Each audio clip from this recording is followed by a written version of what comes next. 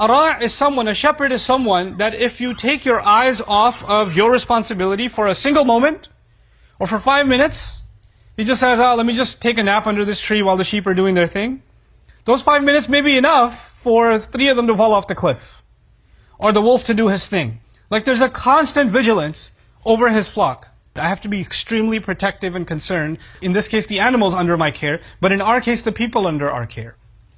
But let's take that a step further. If I am in fact a shepherd and I'm watching over my animals, I don't have time to kind of comment on the other guy who's on the other field. Hey, sleeping on the job? If I'm too busy observing him, what am I not observing? My work, my responsibility. Sometimes you'll find this phenomenon at work. You have people that are not very good at their job. Or they're very lazy with their job. And if you're in an office like that, or in a business like that, and you have people like that, you'll know their time is mostly spent talking about other employees.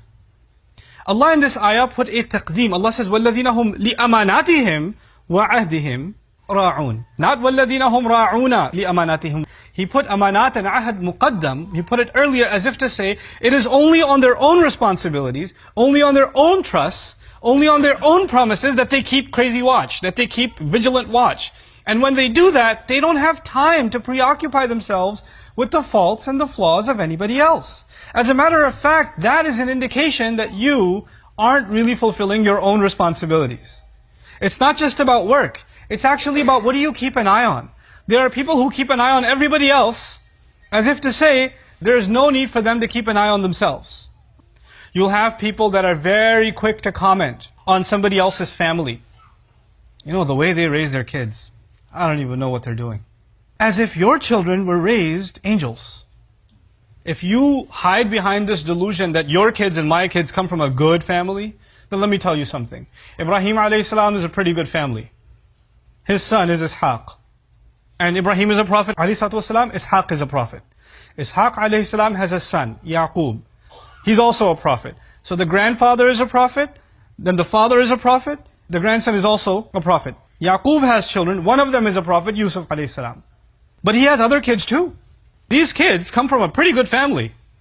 But if those sons of Yaqub alayhi salam, who were willing to kill their own brother, or at the very least kidnap him and throw him in a well, in a ditch in the middle of the woods, and then lie to their dad about it, those same brothers, if you argue, these guys are really messed up.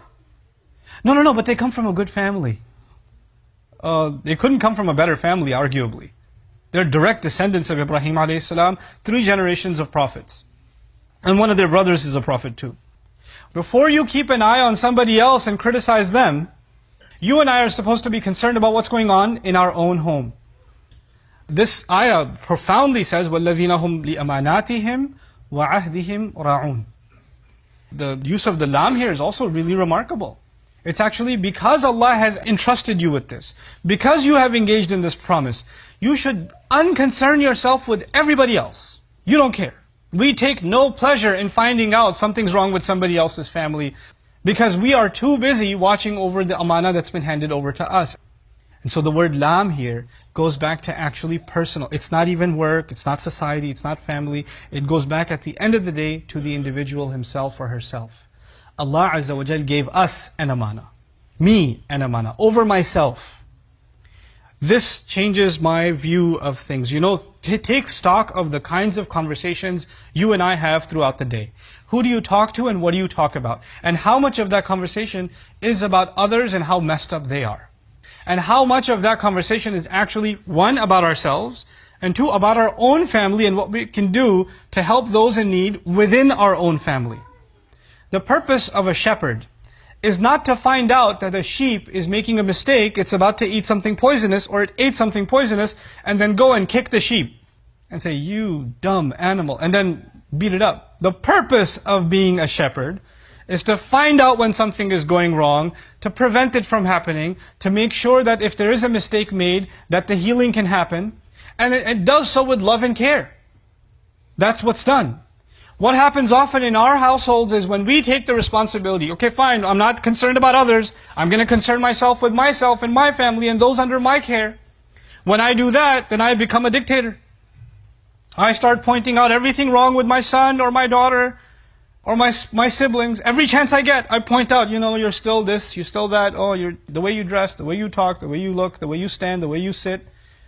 There are some parents who, like their daughters that have come up to me sometimes, who say, my mom is never happy with me. I was like, what does that mean she's never happy with you? She's not happy with the way I stand, the way I sit, the way I dress, if I'm wearing socks. She's like, why are you wearing those socks? Why are you smiling? Why are you smiling? Why aren't you smiling? Why are you sitting facing this way? Why aren't you sitting facing that way? It's like, I can't take it anymore. Now this kid listens to their parent for nothing. Because the parent's constantly criticizing, and when you tell the parent, chill out a little bit, easy, the parent will say, no, but we have to watch over our kids. Yeah, but you can't be overbearing on your kids. The idea of a shepherd is not, the shepherd doesn't take the sheep and says, eat this batch of grass, now eat that one. The sheep has some room. There's some room to operate. So there were two essential messages that I wanted to share with you in light of this ayah. One, we cannot take our responsibility lightly.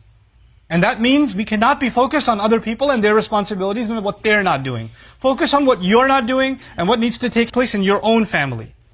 The other is that when we do focus on our own family and our own responsibilities, that we cannot become overbearing.